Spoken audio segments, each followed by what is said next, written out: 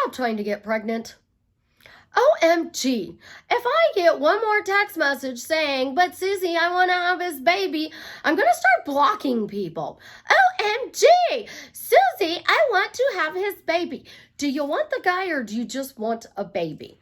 Let me tell you, when it comes to relationships, having a baby in the first year of your relationship is not a very good thing to do because you're still learning about each other.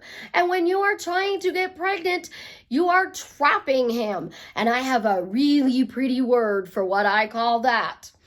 No, I'm not on a rant. I just think it's so wrong that we want to manifest a relationship with this guy so that we can have a baby with this guy.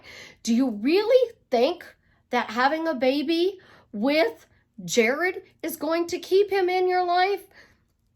Guys, it doesn't work that way. This is Susie, your beautiful millionaire swan queen. Welcome back to the garden, my beautiful ducklings. Thank you for subscribing, liking, and sharing my videos. I love you. I am a life coach with a 99.6% success rate in helping people get back together with the love of their life. Yes, I really do have that success rate because they cannot reject you. Only you can reject them. So if you are interested in working with me one-on-one or joining my paid Facebook group, check out my website below. Why do you want to get with somebody and then have their baby? I don't get it. I mean, I understand that.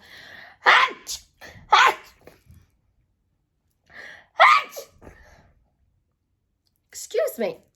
You really know I don't edit my videos. God bless myself. Thank you. Okay. You want to get with Jared and you want to have a baby with Jared. I understand you're in your 20s, your 30s. You want to have a baby. You want a family. But you have to first have the foundation of the relationship. And I'm going to say this over and over and over again. Your relationship, the foundation, you met. The first floor, you dated. The second floor, you became exclusive. The third floor, you got engaged. The fourth floor, you moved in. The fifth floor, you got married. The sixth floor, you have a baby, and I missed a floor there because usually the sixth floor is getting married. The seventh floor, your mother-in-law moves in because you had a baby and you needed help, and that's the dreaded mother-in-law curse.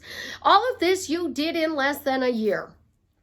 And then you wonder why your person's going out. You wonder why your person is staying at work later because you put too much pressure on the relationship and you made the relationship an instant family. I remember when Nicole Kidman and Tom Cruise got married and they wanted to adopt a baby. And Nicole Kidman's dad said he was a therapist and he said that was the worst thing that you could possibly do. It is the kiss of death in a relationship when you have a baby in the first year. Because you're just learning about each other. You're learning your likes, your dislikes. You're learning what it is like to be comfortable living together. Because let's face it, the first 3 months of a relationship, a woman's going to get up early. She's going to do her hair. She's going to put her makeup on. She's going to make sure she looks really cute and sexy when you wake up in the morning. Well, come 3 into 4 months, she might not wake up earlier than you. She might not wear makeup for a couple of days. By the end of the 4th month, we're only wearing makeup Monday through Friday when we go to work. We're not wearing any makeup on the weekends. By the end of the 6th month, you're not wearing makeup at all. Oh, the adult extracurricular activity when you first moved in together, it was every day. Well, 6 months in, you can't withstand that regiment schedule anymore. You have a headache. You're tired. You don't feel good. Oh, you know, it's that time of the month. Please don't touch me. You guys all know what I'm talking about. And the guy's like, oh, it's been a really hard day at work. I'm stressed. I don't feel like it. He doesn't shave. He's got a scruffy beard. And it's rough when he kisses you. And, you know, you just like, stop, go shave. All of these things that you are learning in the first year of your relationship is comfortable living together. So are you going to be able to like lean back on your couch and like, oh my God, oh wait, no, I got to check to make sure everything's all in the right spot, because, you know, if I lean back and I look up, does he think I look beautiful still? Does he think that my future with him is going to be bright? Is he looking at other women? Oh my God, he's sitting over in that chair again and he's on that dreaded phone. Who's he texting? He has the lock on his phone now because I don't know who he's texting. I don't know who he's talking to. So I'm going to go through his phone when he's not looking. So he locks his phone. Oh, I go on his Snapchat and I put on his location because, you know, he cheated on me before we got back together again. So now I need to make sure he's not doing this while we're back together. But, you know, we're having a baby. So, of course, he's not going to do that because I'm having his baby. Guys, that's the wrong mindset to go into a relationship for. I get that you would want to have this amazing person to be the father of your child. I get that totally. Women have this warped thing that we think the ultimate gift we can give to a man is a baby. Well, that's not true. The ultimate gift we can give them is respect and being true to who we are. We're not going to want to go and not wear makeup because we've been dating for a year when we really hate wearing makeup. A lot of Pentecostal women in the area that I live in, they have long hair because they don't cut their hair. They don't wear makeup. They only wear dresses. And then I know some Pentecostal women who only wear dresses. They'll wear 4-inch heels, 5-inch heels. They'll put makeup on, but they still won't cut their hair. This is that situation. If he likes his hair shaggy and you like it short, eventually he's going to get tired of cutting it short. And then are you going to fight over cutting it short? You're still learning about each other. Now you have a newborn to take care of. Get the relationship first. Get in the relationship first. Get in the relationship first. Make sure this relationship is what you truly, truly want. Because if you get with this specific person and then you're saying they're disappearing, they're not responding to texts, they're ghosting you, they're doing all of these crazy things that you don't like, you're going down the rabbit's hole. And now you have a child with this person and this person is totally disrespecting you and you're stuck with them for the next 18 years. While this child grows up. So you get to spend 18 years in a toxic relationship. You know what's funny? I waited almost 10 years before I had kids with my ex. I thought the relationship was solid. But once we had a kid, oh no, it totally changed. He thought he was dog meat because I was exhausted. I was feeding a baby every hour on the hour around the clock. I wasn't making his lunches to go to work. I wasn't wanting to have adult activity because I was exhausted. Makeup, forget it. Child number 2 came along and my beloved Savannah is an absolute angel. I love her more than anything in the world. But that child would drink 2 ounces of formula and throw up an ounce on me. She'd drink 4 ounces of formula. I'd get 2 ounces on me. If she drank 8 ounces of formula, I got 4 on me. She was the throwy ass up little girl in the entire universe. Every time I picked her up, bleh! And every time my ex would come home, oh my God, you smell. Why didn't you take a shower? At least change your shirt. Well, I changed my shirt every time she threw up on me. By the end of the day, I didn't have any shirts left to wear. And he's like, change your shirt. I'm like, I'm out of clothes. Can you do laundry? Because I'm really tired. So he expected me to go take a shower, change my clothes every time she spit up on me. He didn't even want to come near me because I smelled of baby puke. These things are real when you have children. Oh, it's 2 o'clock in the morning. The little guy's decided he's in a giggle mood. Oh, we're going to just laugh and coo and caw. We're going to chatter up a storm. One of you has to get up and spend all that time with the baby. But you did that dreaded word, I don't like.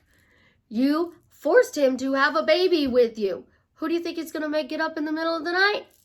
You. You wanted this kid, get up and take care of it. Honey, it's Friday night. You don't have to work this weekend. You wanted the kid, get up and take care of it. When you are manifesting your specific person, take the baby off the table. You can still have the family. There are lots of different ways to have kids. Even if you are in your 40s and 50s, you can adopt. You can do in vitro. We have surrogates. There is always a way to have a baby. But do not tie this person with you being in a relationship and having a kid. Because the guy's going to balk. They're going to run for the hills. They're going to be totally, utterly, 100% honest with you. They're going to say, yeah, kids are in the future, 3 to 5 years down the road. And if you say, no, it has to be within a year. I have to be pregnant within a year. You're not going to get that kid. And then you're going to be broke up and you're going to be all upset. You're not going to have the love of your life that you just manifested back. And you're not going to have that baby. Think about this from a different perspective. You want a family. Find a guy that has kids and you have a built-in family and he wants to have another child. But I'm going to tell you, even being a step parent, when you become a step parent overnight, it's not easy. There's a period of adjustment. You still have to learn how to live with this person while there's other tiny humans in the house that are demanding your attention. And because they are tiny humans, we got to feed them. We got to make sure they're dressed. We got to make sure they get to where they're going. We got to make sure they get picked up from where they're going. So they take up a big priority. And then the relationship you have with this person becomes secondary. You got to make the relationship first. You have to build the master bedroom. You have to have a solid relationship. It is never, ever the right time to bring in a kid. There's never enough money. There's never enough time. There's never the perfect house, the perfect job, or the perfect situation to bring a baby into this world. But you want to keep this relationship with this person for 50 years. You want to grow old with them. You want to have a family with them. Build your life first. Stop mentally planning to get pregnant. All that is doing is trapping him, and he'll pay you child support. He may even come and visit the kid. He may not. Having a baby is not a reason to stay together. I learned that from somebody else. They said just because she's pregnant doesn't mean you gotta marry her, but you do need to take responsibility and take care of the child. Don't force somebody into doing something you want because you think having a baby is the answer to all of your relationship problems. The baby's only going to make it worse. Because being pregnant, I was lucky. I burped like a sailor throughout my entire pregnancy. I could burp the ABCs. I could make a sailor look like a saint. I wasn't throwing up, but I can tell you, I got psycho. And they literally called my pregnancy hormones raging out of control psycho bitch. And when I was pregnant with my youngest son, he would tell everybody, mad woman, mad woman, mad woman, mad woman. And he would go running in the other direction. Because pregnancy is the most wonderful thing in the world. But it makes you sick. It makes you crazy. And it makes you say stupid things. And then you forget things because you have pregnancy brain. And then when you get to the hospital and you're having this beautiful little angel, you may Call that person every name in the book. Well, now you just manifested them back so that you could have a baby with them, so you could call him every name in the book. So he's really looking at you going, oh, did she just get me back in this relationship just so we could have a baby? Because it sure feels that way. And then he's checking out of the relationship again. And then you're back to square one of consciously creating this loving relationship you want. So please manifest your relationship before you manifest having a family. If you have kids with your specific person and you are trying to get them back, this video is not for you. This is specifically for women who tell me, I'm going to manifest a baby with my specific person. They have a timeline. Get back together with this person and have a kid within 365 days. So you are celebrating your 1-year anniversary and you have a 2 or 3 month old baby on your lap. This is what this video is for. Stop trying to get pregnant. Instead, focus on why this relationship would add value to your life. Because at the end of the day, the kids grow up and they move out.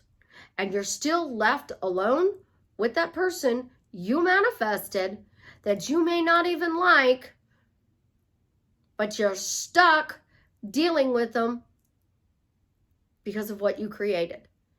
Be careful what you wish for. Yes, you can have it all. Absolutely, positively can. But when it comes to a relationship, do it first, do the family second. Build your foundation, make sure it's solid before you bring a child into this world. That is why there are so many divorces, because people are forcing other people to do something they don't want to do. And if you force a guy to have a baby with you, I consider that sperm rape. You are not taking into consideration that he wants to wait. Getting in a relationship and waiting 2 to 3 to 5 years to have a kid, if you are in your 20s, is not a bad thing. If you are in your 30s, I understand you might be a little concerned. But women in their 40s and 50s are having kids today. So take a chill pill. Stop counting your ticking time bombs. And start saying that there's plenty of time. I'm going to enjoy this relationship before I bring in a bambino. Because that bambino will cause chaos. It will be fun chaos if you allow it. But it could be the end of your relationship if you forced them to do something they didn't want at this time in their life. You guys have an absolutely positively amazing day. As always, I love you. Leave me a comment and let me know how I am drastically changing your life for the better.